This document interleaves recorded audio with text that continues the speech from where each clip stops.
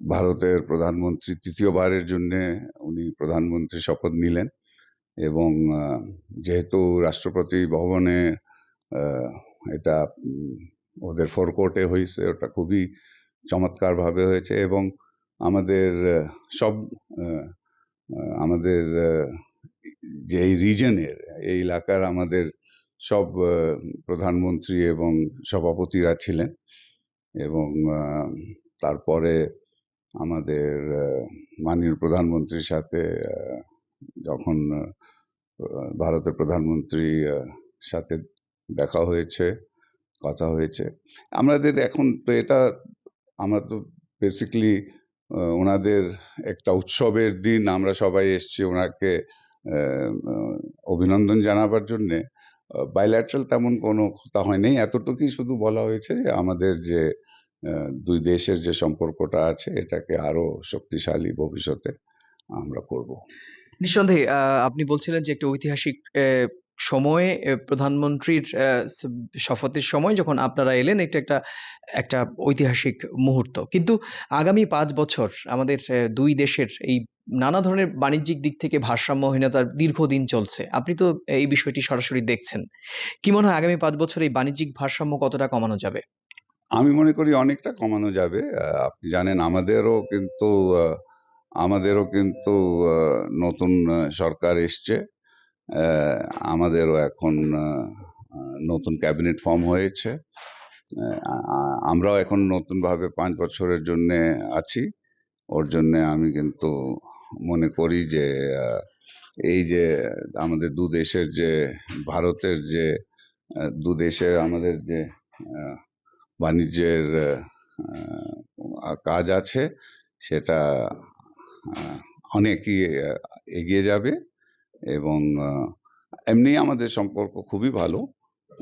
আর আমাদের যে দুই দেশের মধ্যে বাণিজ্য, শুধু বাণিজ্য না, বিনিয়োগ, তারপর আরো অনেক রকমের যে দুই বেসরকারি খাতের মধ্যেও যে আমাদের সাথে যে কঅপারেশনগুলি আছে সেটা আরো বাড়বে। টাকা রুপির যে প্রচলন হয়েছে, ঠিক সে অর্থে ব্যবসায়ীরা এখনো পর্যন্ত বেসরকারিভাবে হোক টাকা এবং রুপির মধ্যে যে বাণিজ্যে আগ্রহ দেখাচ্ছেন না, তারা দিন শেষে ডলারের উপরে ভরসা রাখছেন। সেক্ষেত্রে আপনাদের পক্ষ থেকে কোনো রকমের সচেতনতামূলক কোনো উদ্যোগ নেওয়া হবে কিনা ব্যবসায়ীদের ক্ষেত্রে? না, সেটা হচ্ছে এখনো আমরা যেটা টাকা রুপির জন্যই আমরা কিন্তু বাণিজ্য করার জন্য কাজ শুরু করে দিয়েছে। এটা কিন্তু ঠিক না যে আমরা শুধু ডলারে দুই দেশের যে বাণিজ্য হচ্ছে সেটা কিন্তু আমরা চাচ্ছি যে আমরা এটা টাকা রুপিতেই যেন করা হয়। ভারত থেকে আমরা রুপিতে লাইন অফ ক্রেডিটগুলি পাচ্ছি, সেটা এখন নেগোসিয়েশন হচ্ছে। এটা শেষ হয়ে গেলেই আমি কিন্তু মনে করি আমাদের দু দেশে যে বাণিজ্য হবে এটা টাকা রুপিতে আর টাকায় যদি হয় তাহলে দু দেশের জন্যই এটা ভালো।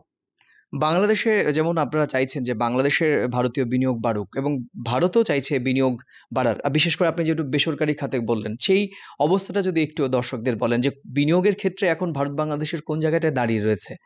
না, বিনিয়োগ ভালো। আপনার দুই দিক দিয়ে আপনার বিনিয়োগ হচ্ছে। আপনার ভারত থেকে আপনার অনেক জায়গায় বিনিয়োগ হয়েছে, বিশেষ করে আমাদের জ্বালানি খাতে আমাদের ভারত থেকে বিনিয়োগ আসতেছে। তারপর আপনার বিদ্যুতের খাতে এসছে এবং অন্যান্য খাতেও কিন্তু আমাদের ম্যানুফ্যাকচারিং ইন্ডাস্ট্রিতেও কিন্তু ভারত কোম্পানিরা ইনভেস্ট করেছে এবং বাংলাদেশ থেকেও অনেক বেসরকারি কোম্পানি আছে যারা ভারতে ইনভেস্ট করেছে, বিনিয়োগ করেছে এবং দুই দিক দিয়ে আমাদের ব্যবসায়ীদের মধ্যে কিন্তু এখন খুব ভালো একটা বিশেষ করে সিআইআই, ফিকি এদের সাথে আমাদের যে এফবিসিসিআই আছে, অন্যান্য আমাদের ইন্ডিয়া বাংলাদেশ চেম্বার আছে, তাদের সাথে আমাদের ভালো এখন একটা কোঅপারেশন চলছে এবং আমি দেখতেছি যে দুই দেশেই বিনিয়োগ বাড়বে। একটা মূল প্রতিবন্ধকতা সবসময় আসে। বিশেষ করে বেসরকারি খাতে বিনিয়োগকারীরা বা ব্যবসায়ীরা ভারত বাংলাদেশের সঙ্গে ব্যবসা করতে গেলে ভিসা একটা বড় সমস্যা। বারবারই ভিসাটাকে মানে এটা কি ব্যুরোক্রেসির কোথাও গিয়ে আটকে যায়? মানে আপনারা পলিটিশিয়ানরা ইতিবাচক, কিন্তু ও ব্যুরোক্রেটরা ঠিক দেখতে চান না। কি মনে করেন আপনি? ভিসা নিয়ে সমস্যাটা আছে, এটা নিয়েও আমরা কথা বলা হচ্ছে এখন।